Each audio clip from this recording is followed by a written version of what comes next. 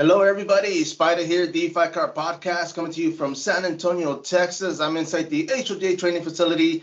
My guest, my man, you are going to be fighting here in San Antonio, man. This is actually on May 22nd. Of course, Jhonoven, my man. Have you been to San Antonio? Let me ask you that. Yeah, I've been to San Antonio plenty of times. Not to fight though, right? No, never to fight. Okay, okay. I mean, maybe not in the fight, but maybe on the way over here, or just traffic, maybe. Uh, Yeah, pretty much. And I had to ask because I mean, of course, your gym, Striking's out there in Copper's Cove, man. I mean, you guys are a staple of freaking fighters, bro. There's always somebody competing, whether in jiu-jitsu and kickboxing or MMA. How busy is the gym? I mean, do you get to travel a lot with the rest of your teammates? I don't get to travel a lot with my teammates because a lot of them they're not full time fighters. Um, I'm fortunate enough to be one of the full time fighters at my gym, and Angela Whitley is also a full time fighter at our gym, but she's a student, so it's kind of hard, but she doesn't work. Other than us two, we're the ones that travel the most. But whenever guys have time off work, I try to take them with me. I actually just got back home last night from training out at War in Houston with Coach Adam and Coach Jeremy and their team. I took one of our amateurs out there with me, and they couldn't tell that he was an amateur. So that's good for that kid. I try to keep that kid close to me because I think he has a bright future in the sport as well. Oh yeah, and that in itself speaks volumes for the gym, right? I mean, because you guys are always giving it your all. We're trying to. Man, now the fight that I mentioned, of course, it's going to be for Fury FC, and they've been here to San Antonio plenty of times. I mean, this time they're going to be bringing you with them. I mean, this is going to be on May 22nd. I'm pretty sure it's going to be at the Cowboys Dance Hall. Yeah, I'm pretty sure. Right, to cover to watch the fights. I think I've seen a couple of fights from for Fury there, so I don't remember them being anywhere else. So I'm not too sure where they go, but I think it'll be there. Oh no, definitely, man. Now, being a full-time fighter, man. I mean, of course, the whole stay ready to so you don't have to get ready. Is that your mentality? I mean, are you always just waiting to see if somebody gives you a call? It hasn't been before. I just had a reality check recently in my life. A lot of personal things lined me up better to be that way, and I just had an epiphany, and I know that I need to be like that. So I am now. I've definitely changed the way I view things in fighting. I've grown a lot throughout these last two to 3 years. Really, just learning more about the sport and really taking that more seriously, being ready at any time. No, and of course, man. I mean, we brought up the fact that you are a veteran of the Dana White Contender Series. Now, when you went to go fight for Dana White, was there a lot of pressure, man? Were you nervous? Were you anxious? What was going through your mind? Oh yeah, for sure. There was a lot of nervousness. Just the uh, just the thought of falling short was enough pressure within itself. Being on the world stage, in front of your friends and your family and fans that are watching the sport, to try to perform at that level, it was a lot. It was a lot. But I've being at the Contender Series. I've been in. I fought in front of Dana 3 times now, and the fact that I still have an opportunity to fight in front of Dana again, and to keep going and to have another opportunity to make it back to the UFC, it just keeps you going. It makes you work harder, it makes you adjust, it makes you fix the things that have been broken inside of your camps and inside of your training. Your mental aspect, everything. So, yeah, man. Just inside of that, it was nerve wracking. It was without a doubt nerve wracking, but it was a great opportunity. And I don't take losses. I learn from them. You know what I mean? Just don't learn from it, then it becomes a loss. You know what I mean? Oh, yes, sir. But no doubt, man. And as far as I guess the beginning when you first started getting into combat sports, what was it that kind of, you were like, man, let me get this a try, or did somebody invite you? Jeff Neal actually invited me out. That was the guy that made me do this in the first place. Um, it was back in 2012. I had put on some weight in college after I was done, and it was pretty much just being fat. I had got fat. I wanted to enjoy college, so I put on a lot of weight. And Jeff invited me out to, just come try it out and to get back in shape. And the first day I went in there, I fell in love with it, and I never left since then. Yeah. And before combat sports, what were you involved in? Football? Yes, sir. I was a collegiate football player. Now, because of that, I mean, was the training? I mean, everything was it kind of like, okay, well, I've kind of been through this before. I mean, did it kind of light that fire? No, it was different. The MMA training is completely different from any kind of other sport that I played. The conditioning for football. I mean, there was footwork and things of that translated into MMA that helped with the footwork and fighting. But as far as the conditioning part, no. MMA is probably the hardest conditioning I've ever done in my life. No, I mean, definitely. Now, of course, when you first started, was it striking or grappling that caught your attention? It was the striking. It's always been striking. Always. We used to box when we were kids, me and Jeff, and I think that's what made him invite me into the gym too. So, that I could hold my own on boxing gloves. So yeah. Got you in so you can beat you up some more, right? Yeah, right. I mean, well, I know it's going to be on May 22nd, and I happen to know Jeff as well, man. And hopefully, I've been trying to bring him here to San Antonio, so maybe we can do that because I know usually they have the fights on Sunday. So Yeah, I'll see maybe we can come out here on Saturday, do a little fight clinic where I'm at, and bring him over to go watch the fights, man. for sure. That'd be awesome, man. Now, let me ask you, as far as training, like you said, you are training full time. What does your schedule look like throughout the day? I mean, do you do like one thing in the morning, noon, evening? I'm usually getting anywhere from 2 to 3 sessions in a day. In the mornings, I try to go get a cardio session in at a regular gym. I go to Gold Gym here in town. Whenever I'm not in town, I'll just try to find a gym where they'll accept me to pay like a weekly something Right. week wherever I'm traveling at. I'll get weights in, cardio in during the day. So one of two of those sessions will either be cardio or weights, and then the other one I try to do anywhere from striking, BJJ, grappling, anything that the class that's offering whatever gym I'm going to for that day. No, and of course, when it comes to conditioning, I mean, just in Muay Thai, MMA, I mean, all the different courses have a different type of conditioning, right? I mean, when it comes to jiu-jitsu, you did earlier. Yes, sir. Yes, they all have different kind of conditionings for sure. Now, the morning class, you said you came from jiu-jitsu. Was it gi or did you do no gi? So I did gi and then I did no gi. Okay, and is there a reason for that? I mean, or is it just part of the curriculum? For that class at Legends, they had gi this morning. I didn't even have my gi, but they didn't. They when they see me, they don't let me get out of it. So they put me in the gi. They had an extra one there, so I just rolled. Got rolls in with them with the gi. And I usually try to stay out of the gi when I'm in camp. I'll hit it a couple of times when I'm out of camp, but I don't think it's necessary to train in the gi while you're getting ready for fights because it just doesn't fully relate over, to MMA. But I'm not against it at all, but I just would prefer no gi. Oh, and of course, you said you were at Legends BJJ with Travis Moore, right? Did you get to row with the guy today?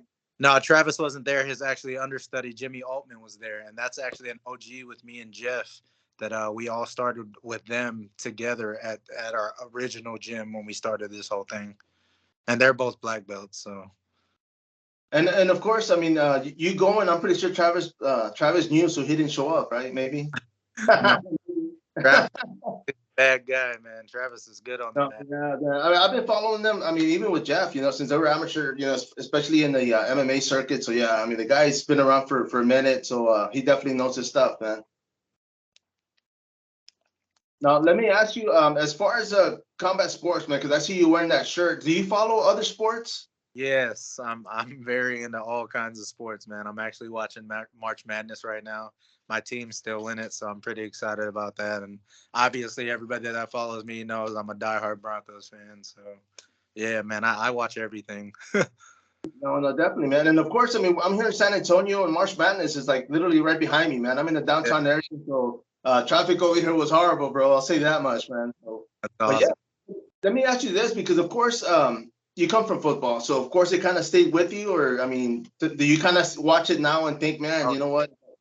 I could have still stuck with it.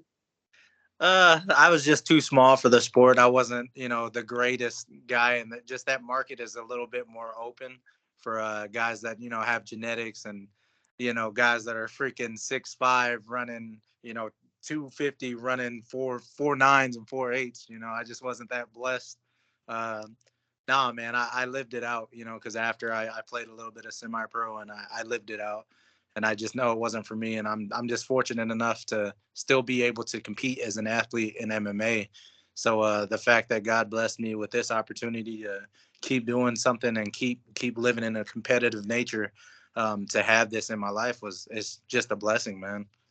No, I mean, by all means, man. And of course, I mean, being an experienced fighter, man, because right now you have 12 fights under your belt. This fight coming up on May 22nd here in San Antonio, man. I mean, what's your mindset going into this bout? Well, I'm pretty excited for this bout because it's just a passing of the torch for me. Because this will be my last 185 fight. I plan on moving down to 170. I think that's better for my future, and that's a better route for me to get back into the UFC. So, yeah, this being my 185 fight, I definitely want to showcase, and I feel like this is a perfect opponent to do everything that I can do against, with it, with him having a layoff, with him coming off of losses just like me, against some tough guys. I believe his last loss, if I'm right, is from Contender Series as well. So it'll be a good push for me. It'll be a good test for me, but I definitely think I can come out of this one with my hand raised without a doubt. No, and of course, and I was going to ask you what weight class it is going to be in the middleweight division. Yes, Now, sir. your opponent, man, who is it? For those that don't know. It's Antonio Jones. From what I know, yeah, that's what I was told. They said they're just working on numbers for the contract. I haven't signed one yet, but I plan on it being Antonio Jones until I'm told otherwise. So that's who my opponent will be. And of course, you know a little bit about the guy, right? I mean, you've watched some of his fights. Oh yeah, for sure. Just earlier in both of our careers, we were both climbing in ranks in Texas. Um, he was ranked above me. I was ranked above him, and it just kept going as we were climbing. He was he's definitely a good fighter in Texas. He's a Texas fighter, so obviously ranked. I believe he's top 10. So he's a force to be reckoned with. So yeah, he's a good fighter. Oh, yeah, man. And like you said earlier, because even through the, I guess the regional circuit, I mean, you guys should have probably fought before, but I mean, of course, he got his opportunity a little bit before you did, and Mhm. him coming back now. I mean, obviously, it's going to be a good fight, man. I mean, of course, he wants that win, you want that win, so for those that are going to be in attendance, man, or aren't, I mean, what can you say they can expect? I definitely think they'll expect a dirty fight. That's what kind of fight that Antonio is. He makes things dirty, and I'm more of a precision fighter. So I think it'll be a an awesome puzzle happening right before our eyes to see who can put it together better. And I just feel like I'll be that guy that night. No, and let me say this because for the Fury FC, of course, they are on the UFC Fight Pass that are watching this, and the good thing about them because you don't know where on the card you're going to be at, I hope right? that put us first. I I hate waiting the whole night. I don't care UFC, whatever. Like, put me first. Like, I do not mind. I'm not. That is all about, oh, put me at the main event. I need the main. Like, no, put me first so I can fight. I can get it done and get out of there. You see, and I was going to say too, man, because it's happened before with Fury because of the TV time where some of the prelims get bumped up so after the main card. So some of these guys are warming up and they're being told, hey, you got to sit down and wait a while now, and For so of sure. course, hopefully you'll get to go in there, showcase your skills, and watch the rest of the fight, right? Yeah, yeah. That would be Now, nice. when it comes to MMA, I mean, of course, and this it's not just mixed martial arts because it happens in all the sports. As of late, I mean, of course, the headlines with Masvidal and Kobe, McGregor was arrested the other day. I mean, those are things that, I mean, it happens on a daily, with just regular people. But being in the spotlight like that, do you think that they should have a little bit more control over their actions? Just like what you said, with being under the spotlight, everything is going to be viewed. Nobody's going to look at the good things that these guys do. They're only going to highlight the bad things. And they're human beings at the end of the day. And if anything, everybody's going to hold them to a higher stature. So they're going to look at these guys and they're going to expect more out of them that people can't even expect out of themselves. So they're looking at these guys, putting them too high on a pedestal, other than looking and seeing that they're just humans. Just like what you said, everything's underneath the microscope for guys of that stature. So, of course, they're gonna they're going to be human. And of course they're going to fail. We all fail. Of course they're going to do stupid things. They're human. They might even do more stupid things because they have the means to do that. They have the money. They have the things to put themselves in those positions. Can they put themselves in better positions? Yes, without a doubt. But they're human at the end of the day. So it is what it is to me. No, no, for sure, man. And of course, I mean, just recently, I mean, of course, also Cain Velasquez, man. I don't know if you want to talk on that, but the man, you know, he took actions. He Yeah. ended up basically choosing what he did, and unfortunately, he's in prison, man. I mean, he's actually been indicted. He's been served a sentence. And your thoughts on that? I mean, because of course, the story goes, you know, there was a man that actually sexually assaulted a relative. They didn't go into detail as far as who it was, but he reacted the way he did. And can you chime in on that, man? Can you your thoughts on what happened? Yeah, as a guy that's I strongly believe in family as well, and I'm all about my family. I can't disagree with his actions. Who knows what Kane was feeling at that time? Who knows what was going through his mind? He just reacted. He reacted like all of us say we would react. You know, everybody says what they would do in that situation, but he did it. You know what I mean? And for me to say that he was wrong is wrong of me to say, because like we said, we all say we would do what he did, but he's an actual person that did what we said we would do, if that makes sense. So the way he went about it, of course we can sit here and say what he should have done and what we would have done, and you know, who knows in that kind of situation. I just know I don't disagree with what he did, maybe how he handled it. Yeah, of course, you know, other people were in danger that may not have been involved, but he was reacting off of an emotion. You know, who knows what was going through his head, you know. I don't disagree with his action at all. I don't feel like he deserves life for it. You know, but I don't run the justice system, you know, so you know how that. No, no, and the reason I bring that up is because I'm a parent myself, as are you. So I Yeah. mean, uh, having kids, I mean, you're always keeping an eye on them, and I mean, for something like that to happen, I mean, that's you know, it makes the child vulnerable. I mean, that's something they got to deal with the rest of their life. So as a parent, I mean, I've jumped on situations myself where I saw things happening, and I'm like, hey, I had to put a stop to it, man. So it's just And that's a dad being a dad, you know. I can't fault him for it. That's why I said I do not disagree with what he did, and I can't, you know, because as a father, we say that we would do the same things. So for us to be people that say things like that, how can you disagree with a guy? You know what I mean? no, no, definitely. Now let me say this, man, because your nickname, where did that come from? It actually came from my teammates Jeff and Lavelle and my head coach at the gym. They just, you know, everybody knows I'm Samoan at the gym. When everybody sees me, that's the first thing people ask me. Even when I go to other MMA gyms, they're like, "Hey, are you Samoan?" Like that's the question that they ask me. So obviously it's because I'm Samoan, and then just the way that I like my tenacity and the way that I act in the gym. I may not get something right there, but I will work my ass off until I get it. And just my attitude was real savage in the gym, and they just started calling me Savage, and obviously Samoan, so just put them two and two, Samoan Savage. I gotta ask because you do have a daughter. Yes, sir. Of course, you're known as Samoan Savage, but how many tea parties have you had with your kid growing up, man? How many what? Tea parties. Tea party? Not a lot. My daughter is she's not like too girly. She was when she was way younger, but she was never into stuff like Barbies and stuff like that. So I was fortunate enough to skip the tea parties. Okay, I had to ask because I said, man, with a name like Savage, with a nickname like Savage, I said, man, it's got to be. But of course, you know, I mean, you laughing and having a good attitude towards the sport, man. I mean, you know, it's the name is what it is inside the gym when you're training, but outside the gym, of course, right? We're human. Without a doubt. Now, let me ask you, of course, but once again, May 22nd is going to be here in San Antonio. Who is anybody else from your team on that card? Or Not will be on that card? right now. I don't know if Eric is talking to anybody at our gym or anything like that. I don't even know if it's going to be an all pro card or or pro am. Usually he does all pro and then all am, so I'm not sure if he's talking to anybody. No, I just know for sure I'm on there. Okay, no, and of course, when it comes to training, man, because like you mentioned, I mean, you do it full time, but what do you do yourself to kind of keep from being injured? Because I know sometimes you can't. prevent it 100%. But I mean, is there things that you do like to control the situation when you're at the gym? Yeah, I'm actually sponsored by a couple of places that help me with recovery and things like that, like cryotherapy.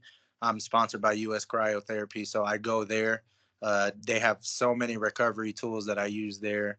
Um, I have a massage therapist that I'm also, that I also go see a lot. I try to see her bi-weekly, or if I can weekly, because it's expensive for massages. And then I also am sponsored by a chiropractor. So um, with those three things on top of rest, taking rest seriously, the most I, over the years I've learned that rest is key to recovery. And being a young guy in the sport, you always want to go go go go go, no breaks. And I've learned over the years that your breaks are just as important as the training session. So I try to incorporate days where I'm doing active recovery. I'll go walk my dogs more that day or something like that, or I'll go throw the ball with my daughter because she's in softball now and she's in soccer as well. So I'll just try to stay active on those recovery days, doing light, but still moving the body. No, I mean, and of course, I mean, having sponsors like that's got to be great, man, because you got to use them. Yes, because that stuff is expensive, man, and it adds up. Like if I wasn't sponsored by some of those people, like I don't know how I don't know how I made it this far without them. You know what I mean? Oh, no, for sure. Now, let me ask you now for those watching, of course, man, if they want you to sponsor and jump on board, I mean, where would they be able to reach you at? They can reach me with my email at jaypati37@yahoo.com, or you can contact me on any of my medias, which is Samoan Savage MMA at Twitter or at Facebook or at IG. It's the same thing, Samoan Savage MMA. So if anyone is willing to help a local fighter out, I know that Antonio is from San Antonio, but I'm from Texas as well. I have family in San Antonio, so I'm sure he'll have a lot of people in the crowd, and I know I'll have a lot of people in the crowd because I have people that travel with me. So even if you're in San Antonio and you want to get your logo up where it's going to be seen on the worldwide stage on UFC Fight Pass, hit me up. I'm willing to rock your logo. No, no, by all means, man. And let me ask you because when it comes to being in Texas, I mean, of course, I mean, Pete Spratt. I mean, of course, everybody knows him. I mean, the guy's, he's a veteran in Texas in the UFC. And I mean, this is just business. So there's no camaraderie. I mean, it's just going to be two guys going in there and testing their will, right? For sure. Now, have you ever met Pete Spratt or actually been able to train with the guy? I've never met him. Is that where Antonio Jones he trains underneath Pete Spratt? Yeah, I don't know. I've never been to his gym or anything like that, but I've heard of him without a doubt. And I just say this because I know on social media everybody responds and everybody comments, and I've heard I've seen some of your coaches actually just interacting and kind of they know who they are, so as far as Muay Thai and kickboxing, so it goes on and on there. For sure. Now, talking about kickboxing, there is a tournament going on this Saturday in Texas City. Do you guys have any fighters going out there? Honestly, I don't know because our kickboxing coach usually runs that, but I haven't heard any word because a couple of our guys are actually preparing for MMA bouts. So, Okay. yeah, I'm not sure about anybody doing kickboxing because Angela Whitley, the kickboxing world champion, she just came back from one of their competitions, the one that they had for the USA Muay Thai team or something like that. So, I'm not too sure if any of our guys are on it. Okay. Now let me backtrack a little bit. Now, you talked about the beginning, when you first started, did you know right off the bat that you wanted to do this? And if so, like what was it that kind of helped you make that decision? I think, I mean, obviously the training, I loved it. So, um, the turnaround point from when I started training and then when I took that first amateur fight, after the first amateur fight, I think that's when I kind of knew that I was going to do this for a while. Um, until after my first pro loss, I almost walked away because I took a fight. My first pro loss was on my pro debut, and I lost that. After that, I almost walked away from the sport. I thought it wasn't for me when I took that loss as a pro. And then, I had some mentoring. I had some people get me back on track. And that first win as a pro, I knew that it was for me. I knew that I was like, this is it. Like, this is what I'm going to do for the rest of my life. No, definitely, man. Now, once again, your last fight was for Fury FC in Colorado. Mhm. Now, had you fought out there before? Because people talk about the altitude, and was that a factor once you got up there? I don't think the altitude was as much as a factor as far as conditioning. I've never fought out there, but I've trained out there with Team Elevation. So um, I don't think it was the elevation as far as cardio, but I missed for the first time in even with my amateur fights. So I have a total of like 21 fights. Out of all 21 fights, I've never missed weight, and I missed weight by point 0.3. So my body and I had 2 hours to cut that point 0.3, and I worked out for 2 hours straight, and I didn't drop an ounce of sweat. So something majorly went wrong in that cut. I don't know what it was, but I could not drop 0.3 pounds. I was pretty upset, and I don't know if it had something to do with any of that down there, or it might have been something with my nutrition. I don't know, but like I said, I've never missed weight. That kind of sucked if that had an issue with it. But as far as conditioning and everything else, no, I was well conditioned for that fight. Now, of course, Dana White was there. It was the looking for a fight episode. Uh, Once again, pressure, man. Were you kind of like, I got to perform great in front of the guy, or? For that one, I didn't feel any pressure because that was the third time that I got to fight in front of Dana.